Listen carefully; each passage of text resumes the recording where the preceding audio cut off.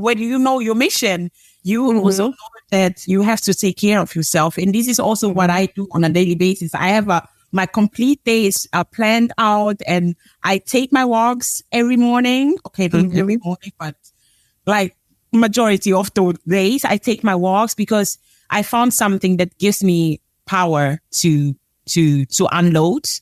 And knowing when to engage in things and when to let go, knowing my circle of influence, where I have influence on, then I can react. Where I don't have influence in, I can let it go. So knowledge of self is actually also something that I definitely want to give to people. Hi, my name is Orlando, and you're listening to Cooking Back to Our Roots with my mom, Vivian Aqua, the DEI consultant at Amplify DEI. My mom will be talking to different guest speakers from the African diaspora in the Netherlands. The podcast is not just about food, but also about connecting the conversation with our roots and cultivating a deeper appreciation for our shared heritage. Welcome to Cooking Back to Our Roots, Engracia. And I'm curious about who you are, what you do. What can you share with the audience? Hi, Vivian. Thank you for having me. First of all, thank you for the invitation. So I'm so happy to be here on your show. My name is Ingracia Castello. I was born in Angola, Africa. I grew up in Germany and live now for almost 10 years in the Netherlands. Yeah, this is who I am. I'm the mother of an 8-year-old. I always forget how old my son is. Time goes fast. I'm like, they're 9, 10 now. He's 8 of an 8-year-old boy. I'm a single mom at the moment. And, well, I have a boyfriend, but he's not his father. so well, the people don't reach out to her, right? That's the message. Don't reach out. Okay? And so... So, and I'm a business owner. I own my own business, a sales agency where I help beauty and wellness brands, especially hair care brands, enter new markets and get some sales through creative sales strategies and marketplaces, online and offline. So, that's who I am and what I do. Engracia, you're so much more, right? I think I met Engracia through the platform Black Ladies Talk, where we connected. And ever since then, I've been following her, right? I have a love and hate relationships when it comes to Instagram, but when she posts, I try to be supportive and share a like or comment on it when I can. And when I'm on Instagram, which is not that often, but I caught my eye on something that you shared that is very valuable. But then again, what is it about you that makes you want to share how your day goes? And also through that, you are creating a natural way for people to look differently to sales. Yeah. So that's a good one. Actually, nobody ever asked me and that's why I answer to who I am. It's so vague. Yeah. Exactly. I had to add more because you're so much more than what you shared, right? So I have to ask a few questions regarding that. Yeah.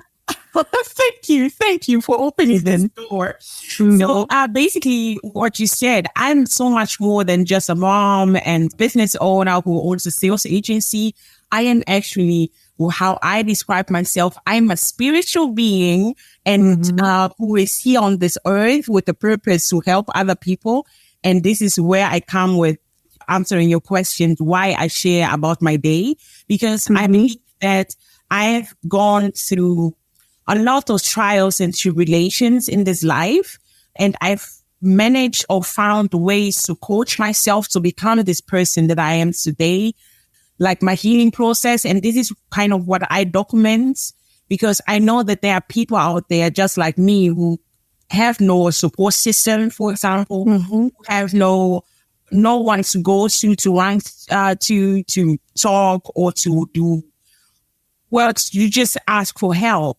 And so I share my day and my struggles online because, just to motivate other people that are also going through it, to tell them, hey, you are not alone. And this is what I have done when I was there where you are now. So you can do it as well. So I share also a lot of tips and tricks, just really to, motivate others and let them know that you are not alone in this world with what you are going through. Yeah. What I value from your Instagram account, and definitely the people that are listening to this podcast, check out our Instagram account, is Instagram is known for a lot of fluff and a lot of perfectionism, right? And to be able to see what Angracia is posting, but to be able where she is normalizing the day of a mom or normalizing the day of a female entrepreneur, right? I'm both, where I sometimes am just like, nobody's sharing their real selves because it all feels like it's filtered. There are so many other things behind it and I don't connect with it. That's also one of the reasons why I love having these conversations, to dig a little deeper. And what Angracia is already doing is she's showing, of course, little pieces, but she's showing her actual day, or the realness of being an entrepreneur, the realness of being a mother as well. Yeah. Yeah. Oh, this is really, authenticity is my number one. So if there's something that is not authentic, Vivian, trust and believe, I will not stand behind it. I will not post it. And that's why I always say, when you know your purpose in life, when you know your mission in life, there is no way you could ever post this or make this flawless post as if there is. Because every one of us, each person of us has something going on that is not beautiful. We don't all live in beautiful houses. We don't all have the perfect relationships, even with people. And for me, if it's not authentic, I will not be there. And this is also one reason why I quit actually social media a couple of years ago, because I found myself actually trying to fit in this beautiful Instagramish lifestyle, which was not me. And I actually got another burnout from that because I was trying so hard. Yes, I was trying so hard to be the perfect person on Instagram and doing the branding shoots to have the most beautiful photographs and stuff like that. But then I thought to myself, or I noticed with myself, this is actually not authentic in us. And that's why you are getting so burned out from posts. And now, Vivian, I think this is also something that you have already mentioned and noted. My posts are really raw, and I'm talking, like in my captions, I'm writing the way I talk to people. And it's so authentic to me. And if someone doesn't like it, then that's fine. I don't post the most beautiful pictures, but because that's me, I really want the world to be more unfiltered. So this is also what I do, basically. Yeah. There should be a penalty on all these filters, but that's a whole nother conversation. So when you talk about, you just mentioned earlier on that you're from Angola and you lived in Germany and then you came to the Netherlands. And I'm curious, what brought you from Angola, going to Germany and going to a much more colder place, smaller place, the Netherlands? Yeah. So basically, I was 10 when I immigrated to Germany because my dad lived in Germany and my mom lived in Angola, and my dad wanted to offer me and my sister a better future. At the age of 10, I came to Germany to join my father and my other siblings, my half siblings. Yeah, I did everything in Germany. So I went to school there, primary school, secondary school, university. And there was some time where I felt like Germany is not giving me what I actually want from life. And back then I was already dating the father of my child, and he lived in the Netherlands. And I always came here, of course, to visit him. And there was always this love that I had with the Netherlands. You call it cold, but believe me, Germany is colder. Especially the people, because is Germany colder? Yes, it is. It is. And when I'm saying colder, I don't mean the weather. I mean Okay, that's good. That's good to know. Yeah. So the people also make the country. Mhm. There was this friendliness that I experienced here in the Netherlands. Where? Where? So, In Friesland of all places. Vivian, and now you have to listen. So I went out here in the Netherlands and people greeting me like, hoi, hoi, goeiemorgen. And I was like, yo, why are they greeting me? We don't know each other. Why are they doing this? And this is something for me as someone who lived or grew up in Germany. This is a cultural shock. Because in Germany, nobody will ever say hi to you on the streets. And I felt like there was this special warmth and people just stop you on the street. They just start talking to you. And I'm actually a really talkative person, also really open. So for me, this was like, hey, Dutch people are really friendly. And I remember one time I came to Amsterdam, to Rotterdam. It was in 2005. And I looked up the sky. I saw all these buildings and I said to my auntie, one day I will live here. And I was so old. I don't know. I'm not so good in math. So I don't know how old I was. But then 9 years later, I actually manifested living here in Rotterdam, getting a job here in the Netherlands and moving from Germany. Wow. Wow. That's amazing. That's amazing. For me, you have shared a lot of things even about my country that I didn't know. But then again, your experience from abroad, you being abroad and connecting with people, not being able to connect with people because people were standoffish, whereas in the Netherlands, people were a little bit warmer. I'm saying a little bit because it's not always everywhere that people are warm, but the fact that that made you see this country as a warm and hospitable country, that's amazing. That's amazing. Yeah. I always say, every time I see people complaining about the Netherlands, I'm like, you didn't live in Germany. You have to live in Germany.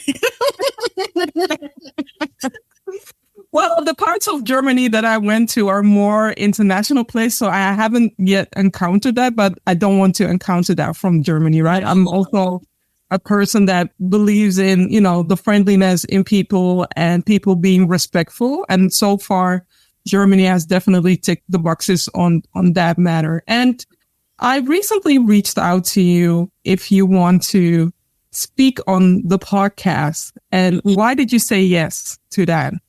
Well, I said yes. I saw your name, Vivian. It's like all over LinkedIn because you are more the LinkedIn girl, right? Yes, true. I love LinkedIn.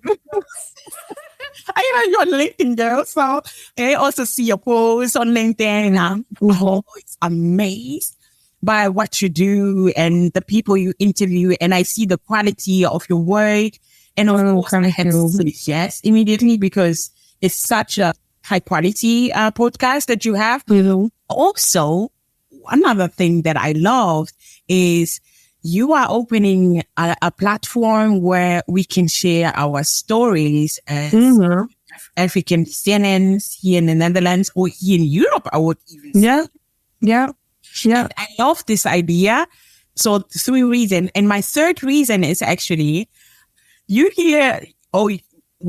have invited a lot of people from, let's say, Suriname, from the Caribbean, but also from West Africa. And it's not only you, it's really like, I see that on a wider scale. I don't see people from Angola speaking so much and sharing their stories, sharing their perspective, of the world or our culture and stuff. So I thought, this is my chance. Definitely. So the way this journey started out, it had to do with the 150 years abolition of the Dutch slavery past, right? The reason why with the television I focused on predominantly West Africa and Suriname and the Antilles has to do with the past of the Dutch history. However, everything that has encountered during the Dutch colonial slavery history and so far to now, it's not that racism is skipping you because you're not part of that region, right? The challenges that we face from the Black diaspora in the Netherlands are more of national, more of local, where, people don't look at, oh, well, if you're from the Antilles, I'll treat you like this. If you are from Ghana, then I'll treat you like that. No, they see us in general as Black people. And therefore, because we are Black people, some people, I'm not saying all of us, but the majority have had their experiences with exclusion, have had their experiences with racism, have had their experiences of dealing with intersectional challenges where the color of our skin is impacting the situation. Sure. Yeah, totally. But I'm glad you opened this platform and giving us a voice to share our experience in everything that we are experiencing here in this country. So I'm really So thank you, Vivian. You're welcome. And what's your favorite meal that you want to share with us? I'm curious. Oh my God. So I chose actually 3 meals. One thing I have to say, I am actually not so culturally bounded only to Angola. I love Ghanaian food. I love food from Nigeria. Yes, bring it on. So I love food. Like, I love Suriname cuisine, and I like everything. Actually, I enjoy it.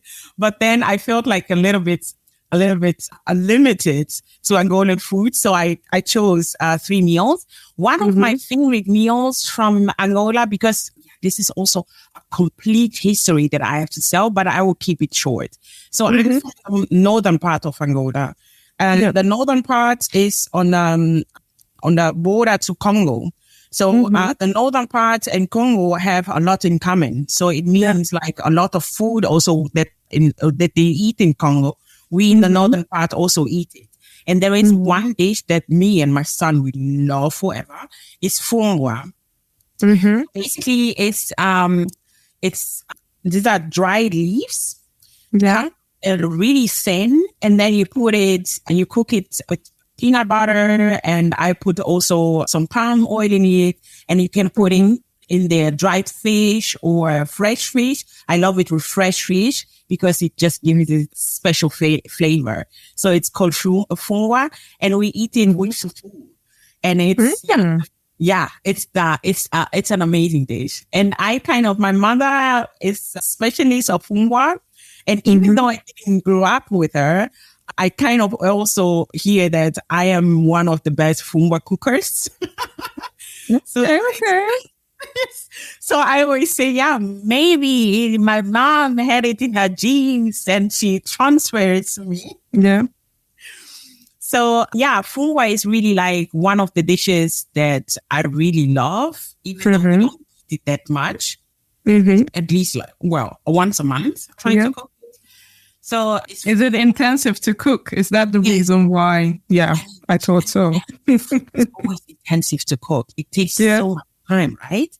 And it takes extra time because the leaves, they are super dry, and you have to cook them super long in order to get like the taste out, but also to get it a little bit softer.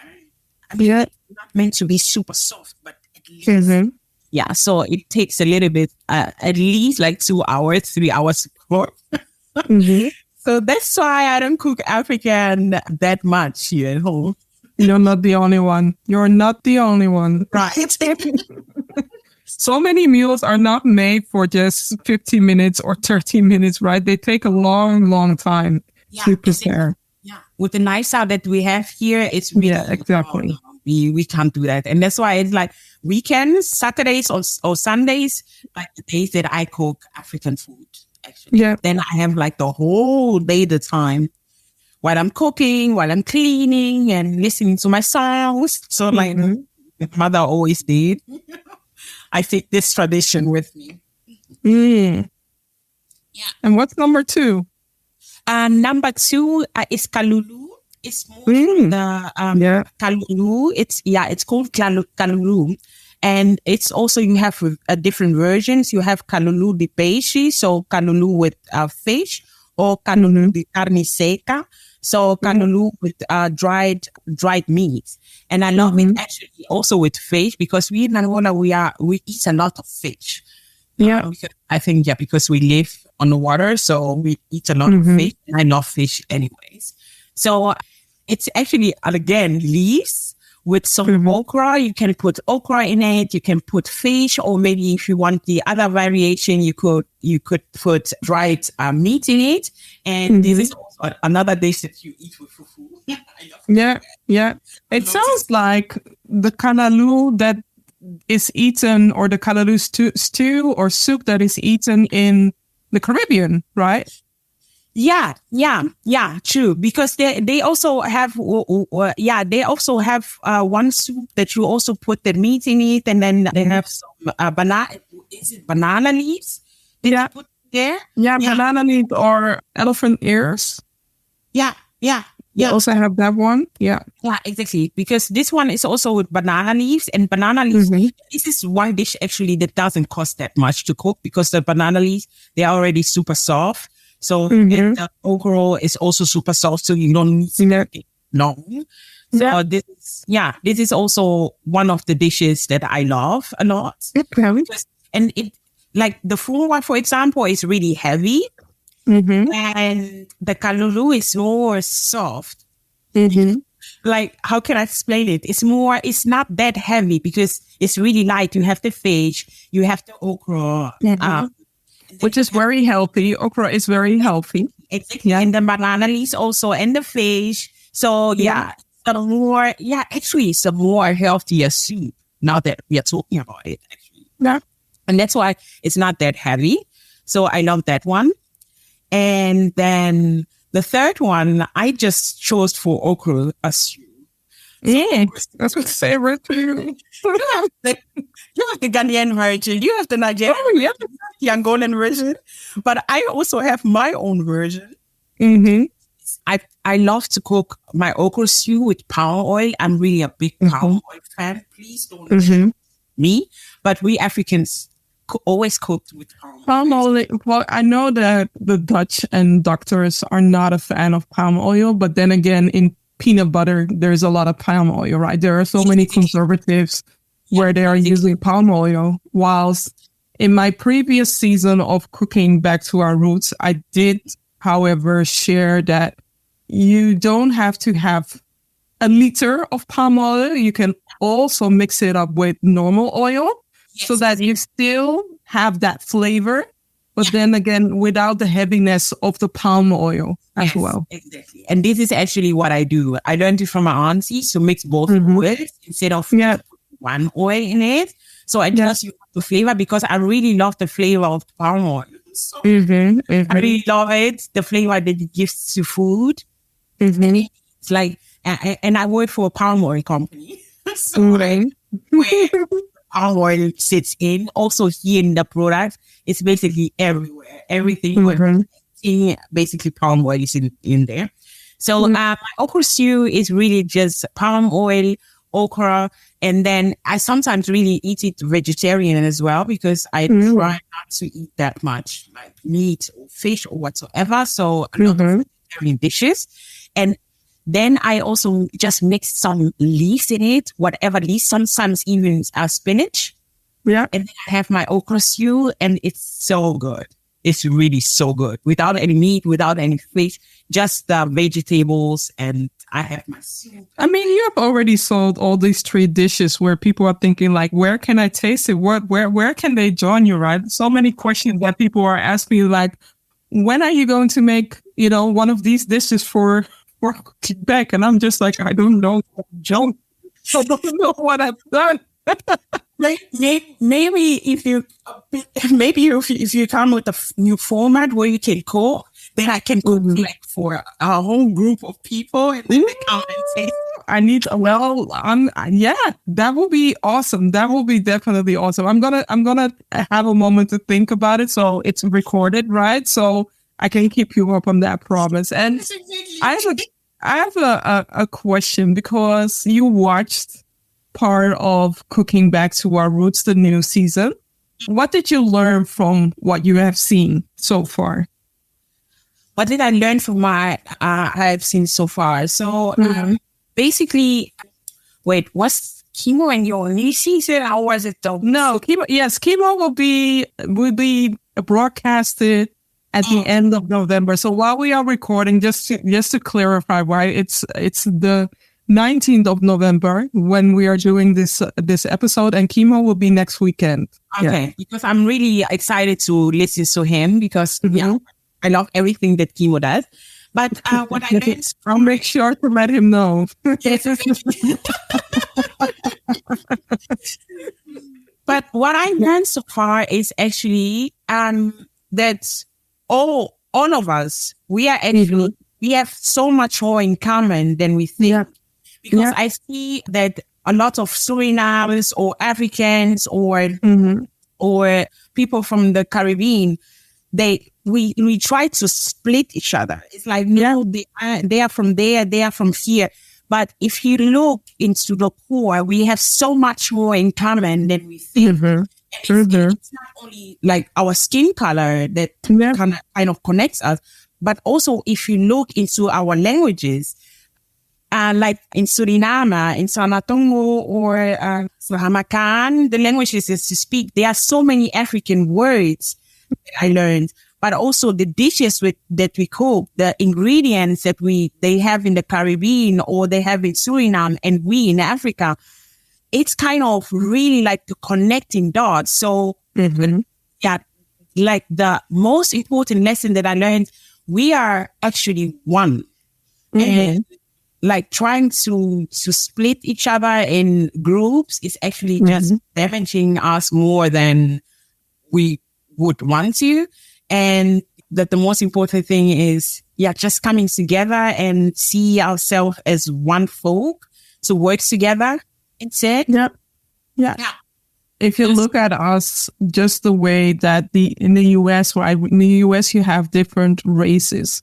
I know for the reasons why Europe is not doing it, but then again, if you would add all the Black people together, we would be so much more together as a collective and also be able to empower each other, to lift each other up, and to not deal with the BS of us being separated, of us being different. Because when I grew up, being African wasn't that hip as it was right now, right? But now that I know better, and also I don't believe in that, but I do want us all to think about collectively, how can we see the other Black person as our brother, as our sister, instead of our enemy or somebody who's going to do something that hurt you? Yeah, exactly. So, and this is also because I am also in the communities. I'm everywhere, Vivian. I see you. Yeah. I'm really someone, I don't like to separate myself. So and that's why I said I cook Suriname's food. I cook food from the Caribbean because I see myself that we are one. So I'm living in this communities. Like I have some communities from Cape Verde and I joined them. And then I joined the girls from Suriname. I joined the girls from Ghana or from Nigeria. I always see myself, we are one. So why should I see myself differently just because I'm Angolan? Maybe I don't speak Twi or I don't speak Sanatongo. This is really like, for me, our language is universal. Our language is universal because when your parents look you up and down, or they call you out by your full name, or the way their tone, this language is universal. Yeah, exactly. So, and I really wish that more of us actually try to connect to others in this country, so we can unite more. We can do much more together instead of names that is need. Oh, sorry, not. She's saying something Dutch people. Just FYI. What were you going to say? Can you say it in English? Yeah, exactly. Of course. Sometimes I just forget like what language I'm speaking now. So instead of us seeing like, oh no, it's not from my country. They don't understand my language. They don't understand my culture. But what if we look more for the things that we have in common instead of the things that separate us from each other? Yeah. I always really try to find what connects me to you. Is it the language? No, then we connect through the language. Is it like what you experience now? Then it's the experience. But I never look like, oh no, they're from there. Oh, no, they are different. No. So yeah. Let's look more into what connects us instead of what separates us from each other. We can grow together more and we can achieve more actually as well. And to achieve more, right? Sometimes it's needed for us to look back on our past. So I'm going to ask you the following question is, how do you look back on your past? How do I look at, can you give me some more context? Yeah. So how do you look back on your past as in the broader sense, as in professional, as in personal? What is it that you want to learn from your past that you are applying now or that you wish that you want to apply now? Actually, what I just said, connecting more. Because back in the days, I grew up really hyper independent. I'm not saying this because I'm proud of it. It's more because I'm healing from this hyper independency. And hyper independency actually never allowed me to ask for help. Yes. And which is challenging though. Which is challenging because breaking my ankle forced me to ask for help. While I'm a person like I've been, raised in a way that I'm super independent. And now I have to depend on so many people in so many situations. So I get it. Yes, it's not the easiest task. I'm not going to lie, but this is really one thing that I learned. Like, ask for help, ask for someone to reach their hands to you so you can grow further. And this is what is really happening this year. Vivian, this year I was really focused on connecting more, joining forces with people that I really want to work with so we can grow together. And this is actually what also is happening this year. So I got collaborations with some other entrepreneurs, with some other women that are a little bit further in their careers or in their businesses than me. And together we are creating like a bigger growth for both parties. And asking for help, like the post that I posted the last time that you also saw and engaged with. This is also one form for me to ask for help or at least let people see what's going on in me. So in this way, you asked me for the podcast and together, this togetherness to join forces more actually to grow. True. Something that I didn't do in the past, that I really didn't do in the past. And I really had like big struggles in joining forces with other people because I hate to wait for so long for people to do stuff. I am really someone, I like to walk really very fast. Once, if I need to wait for people, I could do it myself. So let me just do it. But now I'm learning to be more patient. I'm learning also that not everybody works at your pace. And there are also things that you do that doesn't make other people happy. So, seeing myself less as an individual, but more as a collective, like a part of a collective, a part of a group. So, this is really something that I didn't do in the past. Indeed, I was always a loner, doing my stuff alone and being happy, kind of. But I didn't see growth. And since I'm connecting to people and joining forces, Vivian, yes, this is my best business year, actually, since I started. True. Since I went full-time. I do want to say that, to add upon what you are sharing, yes, it's very good to collaborate. But then again, also when you are collaborating, right, make sure that you have your dots on the I, have your contracts ready.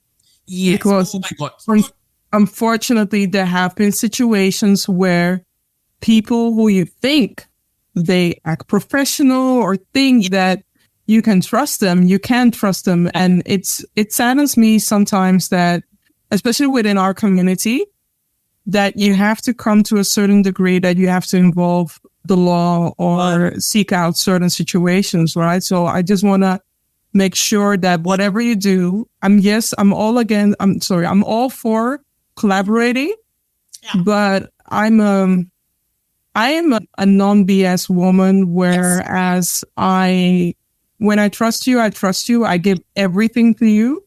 But when you fool me, that's not me you're fooling yourself. Yeah, exactly. Vivian, me and you, are we maybe one person, the same person?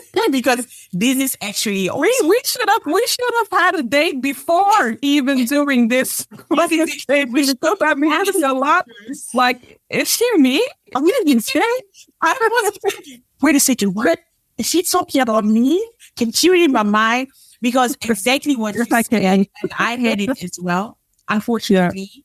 And this year, I'm really working with, even my boyfriend made me sign an NDA, and I didn't take it for granted because I know that he knows why he's doing it, because he's also been through a lot of BS. Yeah. And indeed, when you are collaborating, really important. I mean, he's making you sign a non-disclaimer agreement for business, right?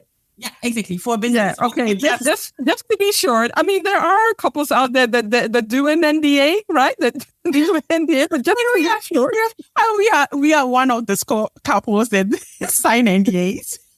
But I really actually appreciate it because I know how wrong it can go. Like last year, I don't know if you saw my post. I actually also had a post about it. I lost almost 11,000 euros.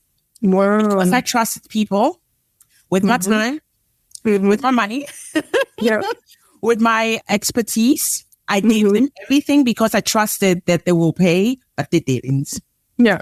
So, when you are going into collaborations, please make sure you have all your documents in place. Make sure the person you are dealing with is also as serious as you are. Yes. Definitely. And ask for references. Please, people, ask for references, because sometimes people can show up true, but, become different. I mean, it's not about going sideways, but I could really relate to what you were sharing, that I had to share my perspective on this topic as well. And what is it that you want people to take with you to the present, right? Because you touched upon connection. What other topic do you want to share that's important for now? It's important for now. One thing that I promise myself to always give people wherever I go, please find your purpose in life. Yeah. So lost, or a lot of people feel like a sense of not being fulfilled in their lives, or not knowing where they want to go. So they are going left and right, but still not feeling the fulfillment that we actually crave in life. Find your purpose. Yes. Yeah. And then attach a mission. So your purpose, and you will see how smooth life actually can be. Of course, you will still have the burnouts. I still have them, but because I know where I'm going. Is it a burnout? Really a burnout? Or is it more of a, let's say that you have a dark cloud over you and the time.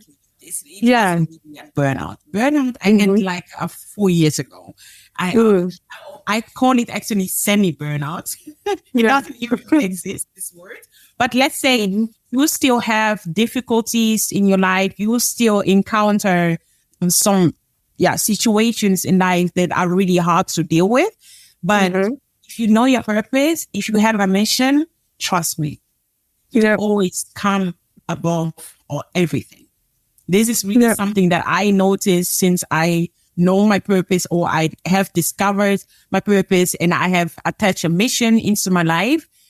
I'm not afraid anymore to have this dark clouds, because I know, hey, it's temporary. I will come out of it, and then I will continue on my journey on becoming whatever. Or seek help, right? That's also one of the things that I mentioned. I think I mentioned that in episode 1 It's the topic for episode 1 about Ghana, and also topic for episode 3 about Suriname, where we address mental well-being, but also taking care of our mental self, where we don't carry the load like Atlas is doing, right? Because sometimes, especially we as Black women, we carry so much load that we forget to take care for ourselves.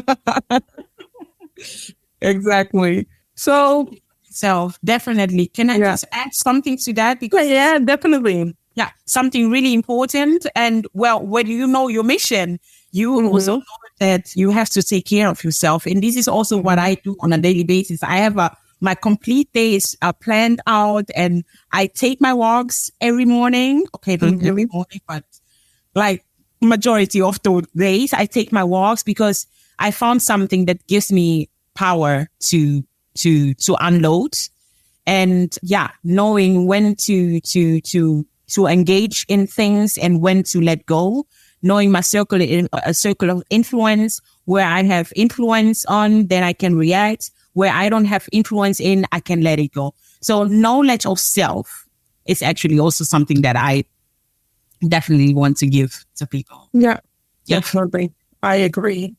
Yeah. And another thing that I want to ask, and it's actually the last question, what is the message for the future that you want to share with others to mitigate all these challenges that are related to us being Black in the Netherlands, right? So what might be a message that you have for your son when he grows up?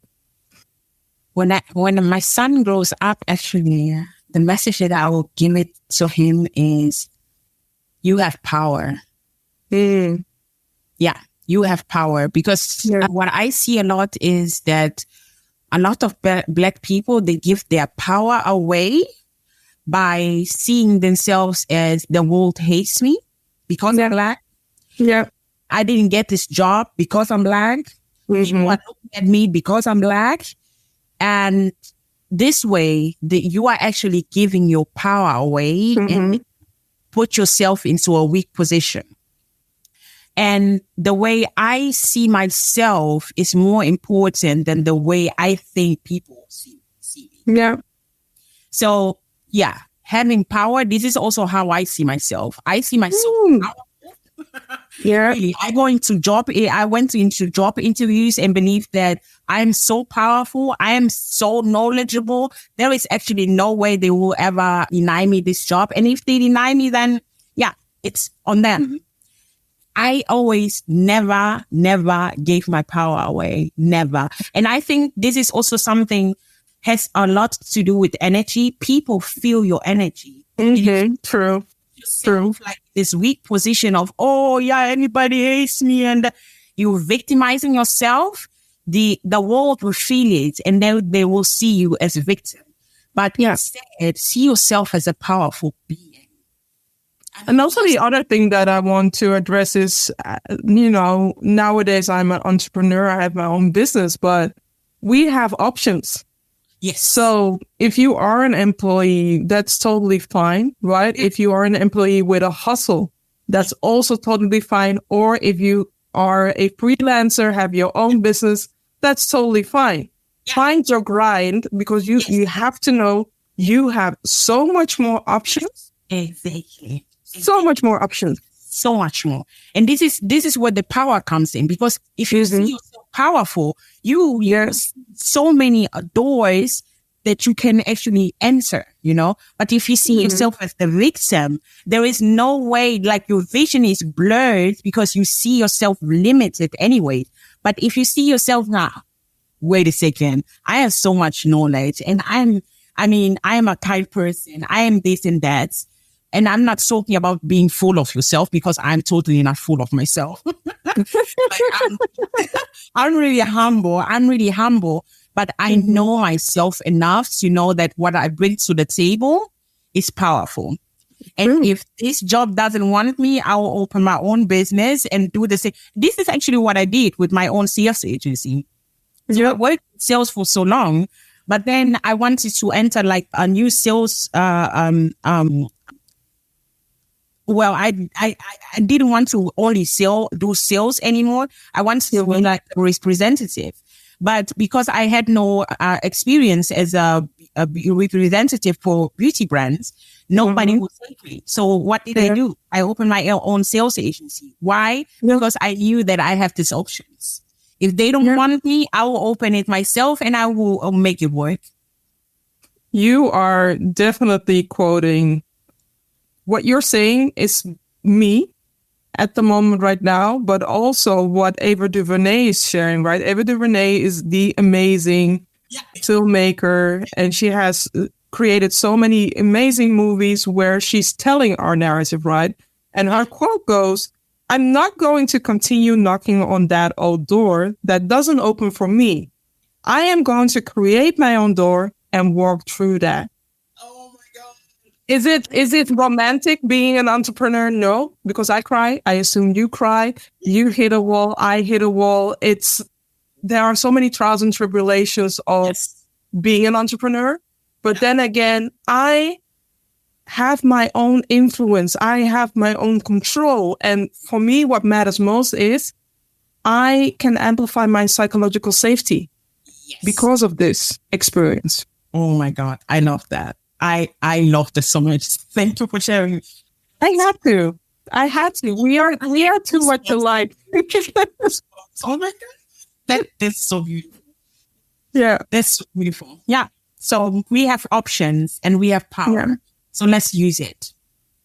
Let's use it. And Gracia, it has been a joy having this conversation, feeling like, okay, are you my secret twin or are we so much alike? And it's been a joy talking to you. Thank you. It's crazy. Really, we need to meet up. So we'll definitely meet up. We'll definitely meet up. Thank you. Thank you for the invitation. Thank you for your time. Thank you for your questions. And thank you for having this platform, actually. And thank you for your work, for your service, Vivian. I'm so happy to be here with you today. Thank you so much. Thanks for listening to this episode of Cooking Back to Our Roots. I hope you enjoyed my mom's conversation with the guest speakers. If you love what you heard today, don't forget to share this episode with your friends and family. Until next time, bye!